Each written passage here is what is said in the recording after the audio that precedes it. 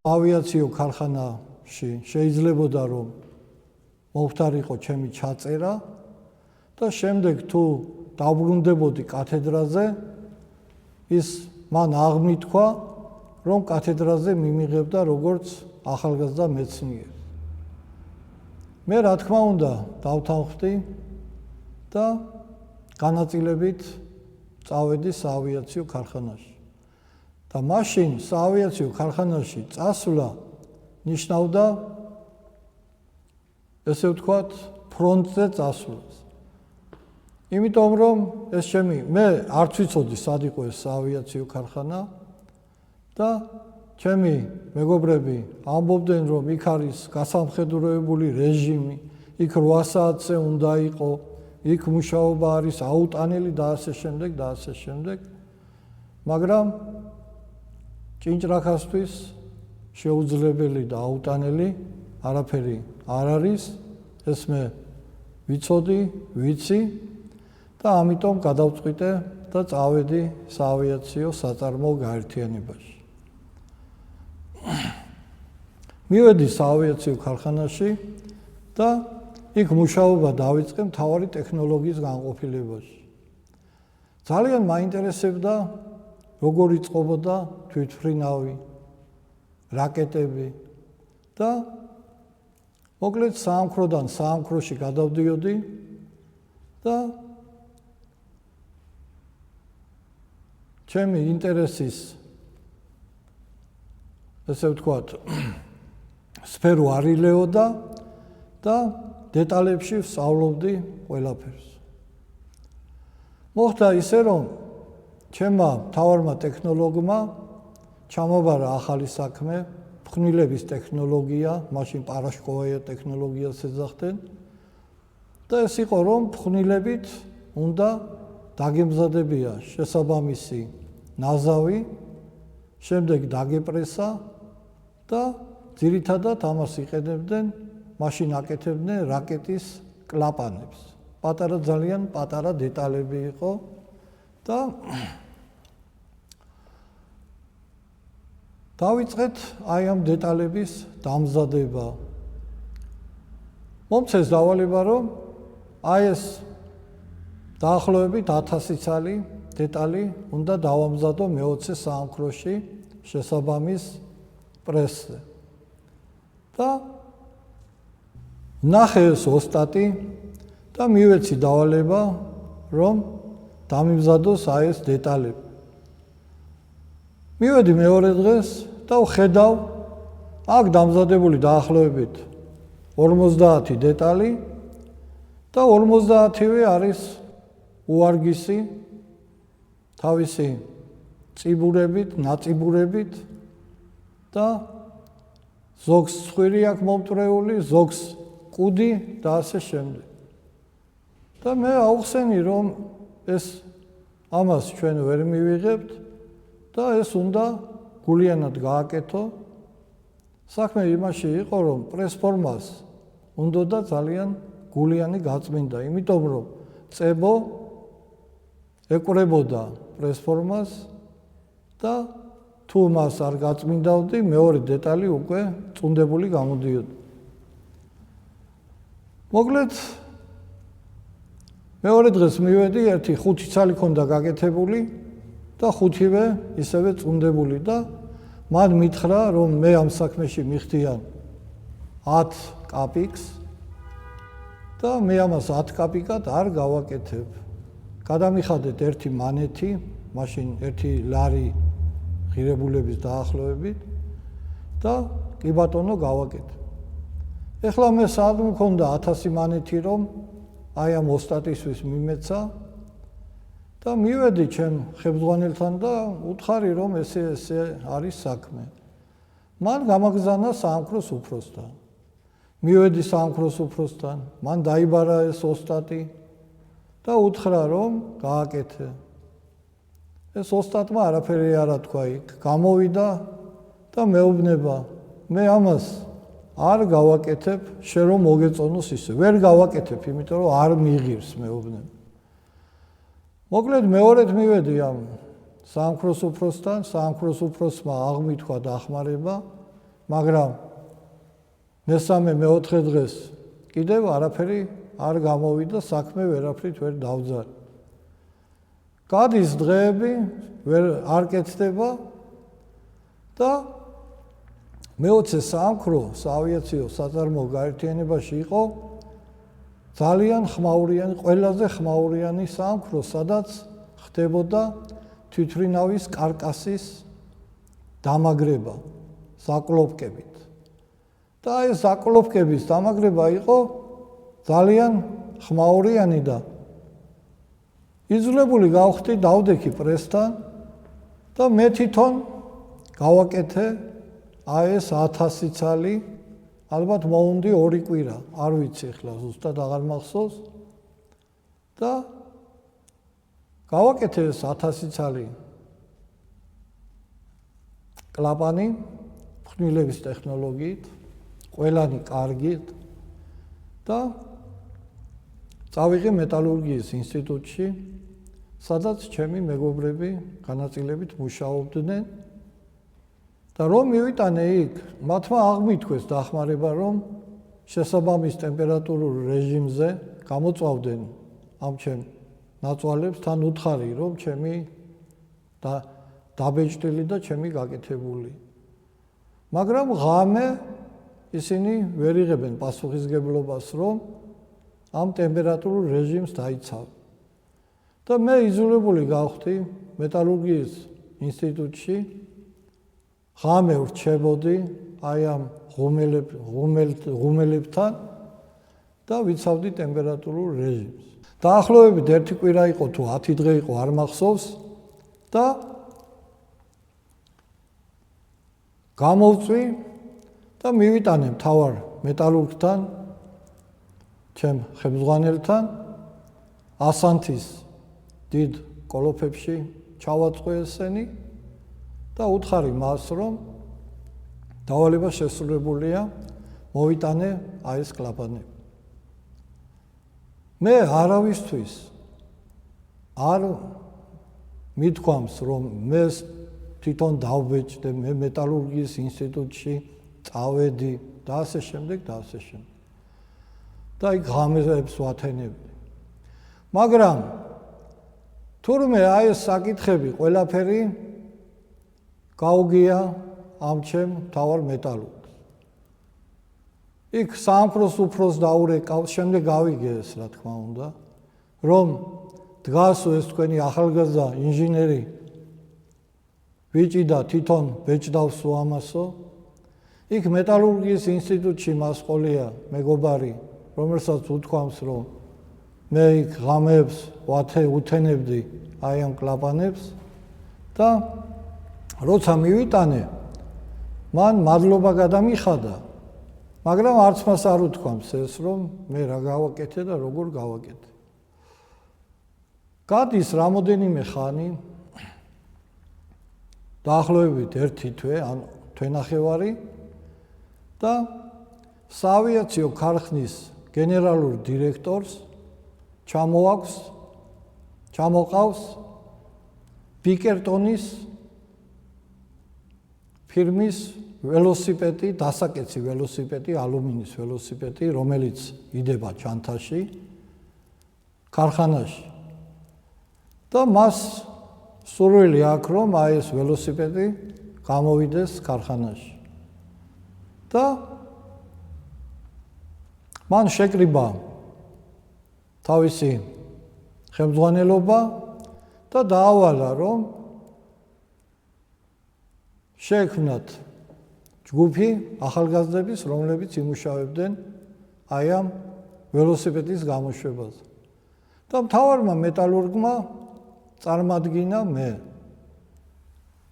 ჩემთვის ეს, რა თქმა უნდა, ძალიან მოულოდნელი იყო, ძალიან გამიხარდა და ქარხნის გენერალურ დირექტორთან შემდეგ მეორე დღეს შევიკრიბეთ აი ეს სამუშაო ჯგუფი და მეც ვარ აი ამ ჯგუფში. გენერალურმა დირექტორმა გითხრა, რომ აი ეს ველოსიპედი არის ბიკერტონის ფირმის, უნდა დავშალოთ და ქართული ველოსიპედი უნდა გავაკეთოთ ზუსტად ანალოგიური აი ესეთი. ჩვენ რა თქმა უნდა დავთანხმდით, მით უმეტეს მე ხაზვა ძალიან კარგად მეხერხებოდა და მეხერხება დღესაც და დავიწყეთ ნახაზების დამზადება. დაახლოებით 2-3 თვეში აი ეს ნახაზები გავამზადეთ და წარუდგინეთ გენერალურ დირექტორს. მას ეს ძალიან მოეწონა, ძალიან გაიხარდა და დაგვავალა, რომ ეხლა აუცილებელი არის, რომ აი ამ დეტალების დამზადების ტექნოლოგიები მოვიძიოთ. და უნდა წავიდეთ სხვადასხვა ქალაქებში, სადაც არის ველოსიპედების ქარხნები და აი ეს დეტალების ტექნოლოგიები უნდა ესე ვთქვათ, უნდა მოვიპაროთ, იმიტომ რომ დრო არ არის ახლა იმისი ხელშეკრულებები გაფორმდეს და ასე შემდეგ, ჩაერიოს დირექტორები, მინისტრი ისინი, თქვენი კარგი ბიჭობითო, აი ესე გითხრა, აი ეს ტექნოლოგიები უნდა გამოიტანოთო იქიდანო შესაბამისი, ესე იგი მსგავსი ტექნოლოგიები. და ამ დროს მე ყავს ცოლშვილი, 2 ბავშვი მყავს, უფროსი არის წლის და 2 თვის, უმცროსი არის 2 თვის და არავითარი საშუალება არ მაქვს, რომ ვიარო აი ამ დამხმარე სახლში არავინ არ მყავს, ვიარო მოსკოვში, შაულიაიში, რიგაში, სადაც არის ხარკოვში, აი ეს ქარხნები, ველოსიპედების ქარხნები. და მე მას უთხარი, რომ მე არ შემიძლია, იმიტომ რომ ყავს 2 მცირეწლოვანი ბავშვი, დამხმარე არავინ არ მყავს და მე არ შემიძლია, რომ მივლინებებში წავიდე. მას ეს ძალიან არ ესიამოვნა და პირდაპირ მითხრა, თუ არ შეგიძლია, აბძანდი და წადიო. რას ვიზავდი, ავდექი კაბინეტიდან და გამოვედი, წამოვედი. მეორე დღეს მიბარებს ჩემი ხელმძღვანელი, მთავარი მეტალურგი და მეუბნება, რომ იქნებ რაღაც მოახერხო და წახვიდე მივლინებაში. მე აუხსენი მას სიტუაცია, რომ ნათესავის ბინაში ვცხოვრობდი, რომ ჩემზე იყო პროდუქტების მიტანა დილაზე, მაშინ თბილისში აუცილებელი იყო, რომ დილის 6 საათზე უნდა გასულიყავი, რომ რძის პროდუქტები გეყიდა, თორემ შემდეგ რძის პროდუქტები არ იყიდებოდა. ამიტომ კვირაში 2-ჯერ თუ 3-ჯერ 5 საათზე ვდგებოდი, რომ ბავშვებისათვის რძის პროდუქტები სახლში მიმეტანა და ასე შემდეგ. და მარტო მეუღლე ვერაფრით ვერ შეძლებდა აი ამ ოჯახის საქმის მოგვარებას. და თან ვცხოვრობდით კინო საქართველოსთან, ნათესავის ბინაში. და კინო საქართველოსთან, ნახალოვკიდან დავდიოდი საავიაციო ქარხანაში სამგორში. და 8 საათზე იქ უნდა ყოფილიყავი. ჩემთვის ეს იყო კოლოსალური დატვირთვა. ყოველ დღე 8 საათზე უნდა ყოფილიყავი და ყოველ 3 დღეში რძის პროდუქტი უნდა მიმეტანა სახლში. მაგრამ ღმერთის წყალობით, ღმერთის შეწევნით, აი ამ საქმეს ვაწესრიგებდი და ვაგვარებდი. სულ სირბილით მახსოვს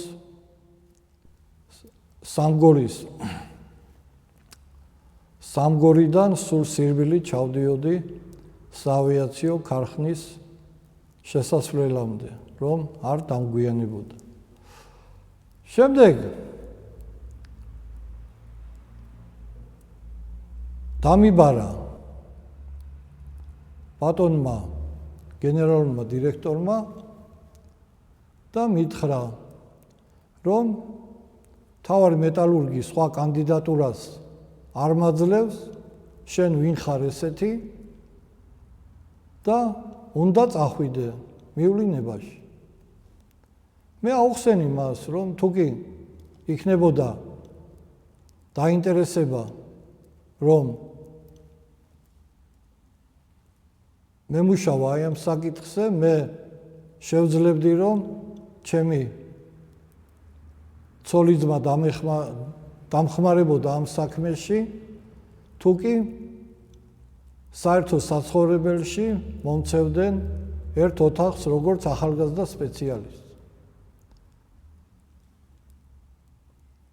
მან შემომხედა და მითხრა, არ არის პრობლემა, ჩვენ მაგას მოვაგვარებთ და შენ საერთო საცხოვრებელში მიიღებ შენ კუთვნილ ბინას. მე მას უთხარი, რომ მე ამისთვის მჭირდება ხელშეკრულება, დამიწერეთ, რომ მომცევთ ბინას და მე მზათა ვარ აი ეს საქმე შევასრულო. როგორც კი ხელშეკრულება ვახსენე, აი ეს გენერალური დირექტორი გაბრაზდა და სათვალეედო მაგიდაზე, სათვალე ისროლა თუ მემესროლა და მითხრა, რომ გაეთრიე აქედან და გამომაგდო კაბინეტიდან აი ამ თათბირის დროს. მე წამოვედი, მივედი ჩემ ხელმძღვანელობასთან და მოუთხრე აი ეს რაც მოხდა იქ.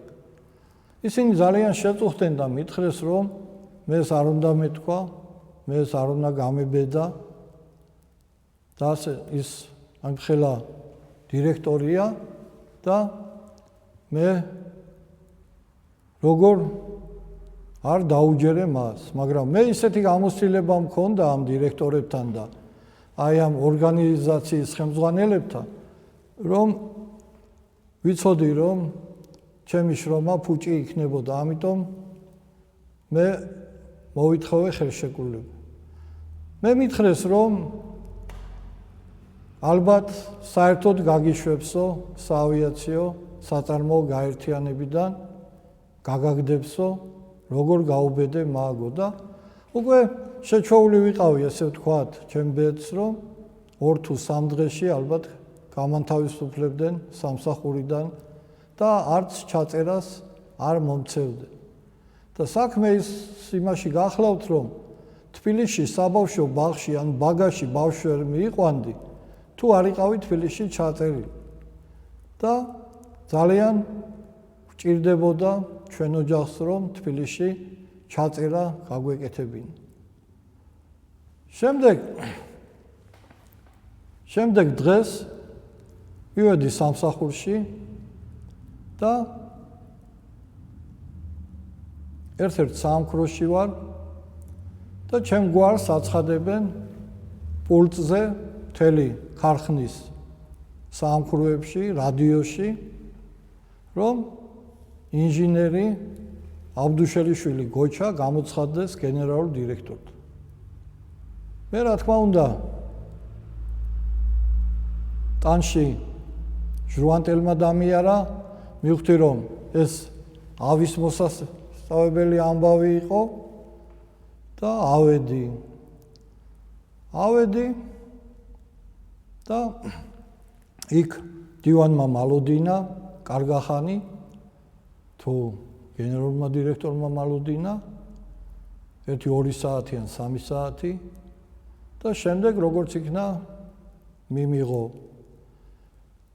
შევდივარ გრძელ კაბინეტში, ფეხზე ვდგევარ და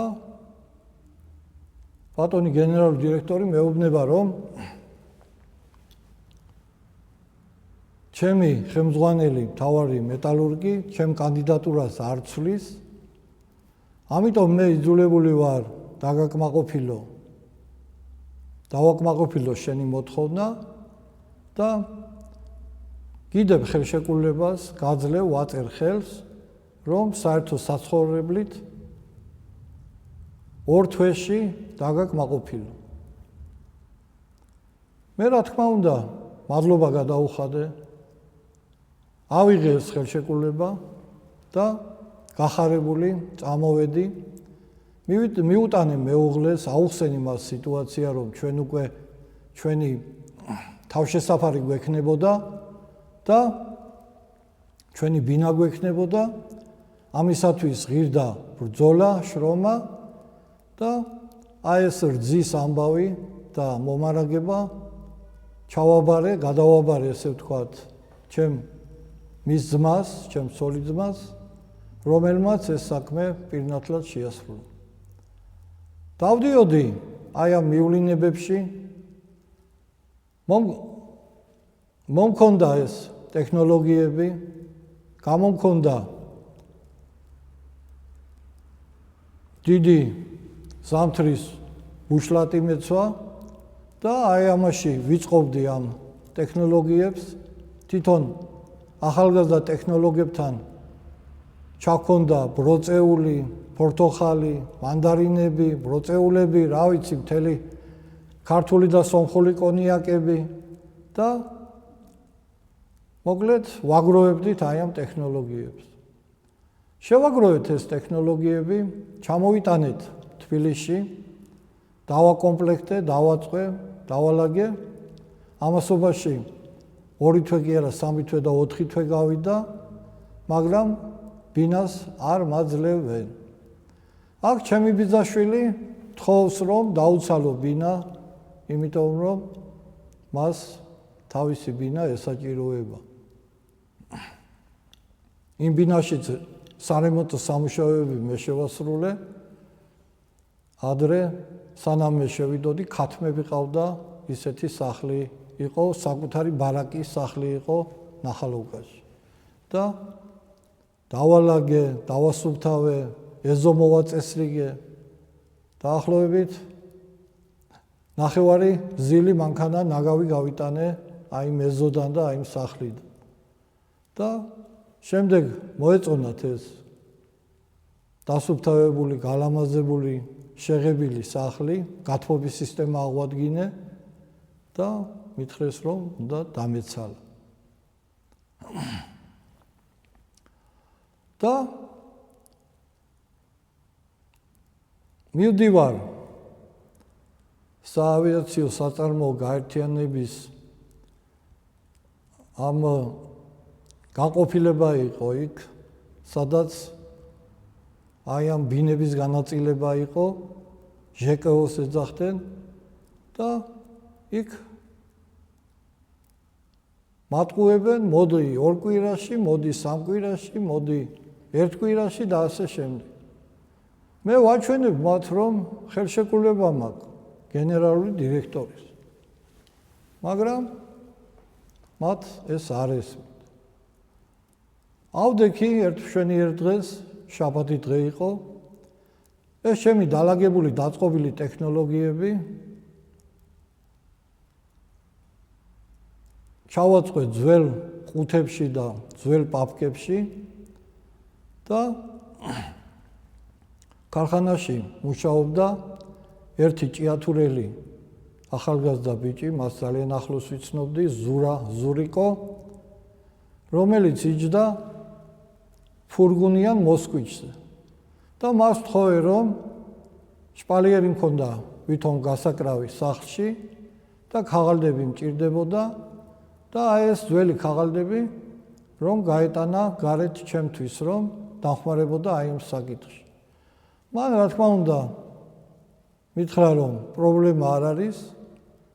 მე ჩავიტანე ესენი შაბათ დღეს ქვემოთ, დაველოდე, მოვიდა, დავტვირთეთ ეს მანქანა, მე გარეთ გავედი და იმან გამოიტანა აი ეს ყველაფერი, ჩემი ნაშრომი და ჩემი ნაწვალები გარეთ.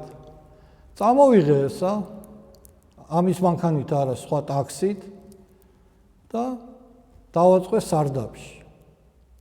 ორშაბათს მივიდნენ ეს ჩვენი მთავარი ინჟინერი და ჯგუფის უფროსები და ტექნოლოგები და ნახეს რომ ჩემი თაროები არის ცარიელი.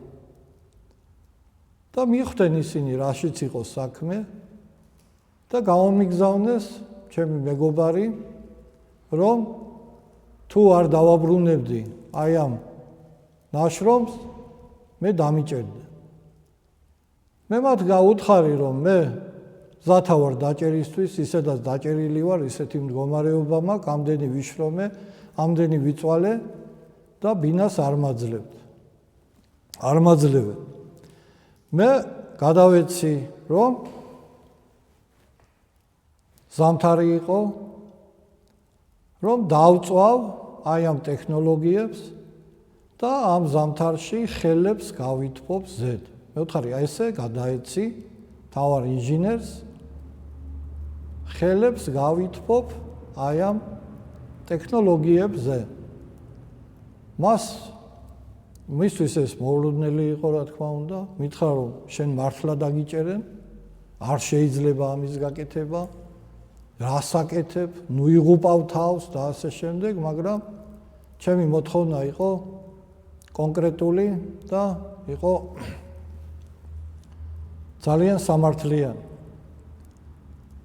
გადის 2 დღე და მოდის ისევე ეს ახალგაზრდა ჩემი მეგობარი, ვინც ველოსიპედზე მუშაობდა და მეუბნება რომ თანახმა არიან მოგცენ ბინა, ოღონდ მოიტანე ეს ტექნოლოგიები და 10 დღეში მოგცემენ ბინას. მე მას გადავეცი რომ არავითარი 10 დღე სანამ ორდერს არ მომიტანენ და არ ჩამაბარებენ და ბინას არ ვნახავ, მე ტექნოლოგიებს არ მივიტან. გადის 2 დღე და მოიტანეს ორდერი. მე ავდექი ეს ტექნოლოგიები ერთმანეთში აურიე, რომ ეს ჩემ გარდა რომ ვერავი გაიგებდა თავს და ბოლოს და მივიტანე და დავაწყე. დამიბარეს და მითხრეს რომ მე თავისუფალი ვარ ამ ჯგუფიდან და შეიძლება ქარხნიდანაც კი ამას გადაწყვიტავსო დირექტორი. კი ბატონო, მე ვთხარი და დავბრუნდი ისევ თავარ მეტალურგიის განყოფილებაში. მიიყვანეს ჩემ ადგილზე ახალი სპეციალისტი, რომელმაც ამ ჩემ არეულ ტექნოლოგიებში ვერაფერი ვერ გაიგო და რას გაიგებდა და მიხვდნენ რომ ეს საქმე ბოლომდე მე უნდა მიმეყვანა თუ არა. ამის გამკეთებელი არავინ არ იყო. სასწრაფოდ მომცეს ბინაც და დამაბრუნეს ისევ ძველ ადგილზე. მოკლედ მეტი რაღა გავაგრძელო, გამოუშვით ეს. პირველი იყო 10 წლის საჩვენებელი ველოსიპედი. მე მინდოდა აი ამ ველოსიპედს იბერია რქმეოდა. შევთავაზე გენერალურ დირექტორს რომ იბერია დაერქვა, მაგრამ მან ივერია აირჩია. და ბრძანა რომ სასტუმრო გვაქვს ივერიაო და ყველა იცნობსო აი ამ სასტუმროთი რუსები იცნობენო და ჯობია რომ ივერია დავარქვათო და მართლაც ქართულად დავაწერეთ სტიკერით დავაკარით ივერია. და წაიღო ეს ჩვენმა გენერალურმა დირექტორმა იქ მოსკოვში მრეწველობის მინისტრთან და თვითონ ის მრეწველობის მინისტრი და იქ მინისტრები გაოცებულები იყვნენო, რომ ჩამოვიდა მოგვითხრა შემდეგ, რომ რუსულად გითხრა, რომ ნახეთო ეს ბურჟუებიო როგორ ველოსიპედებს აკეთებენო და მე რომ უთხარიო რომ ეს ავიაციო ქარხანაში გაკეთდაო, მან თმა არ დაიჯერესო. იმიტომ რომ ეს იკეცებოდა და შესაბამის ბორბლის დიამეტრის ჩანთაში იდებოდა და ძალიან კომფორტული ველოსიპედი გახლდათ. შემდეგ უკვე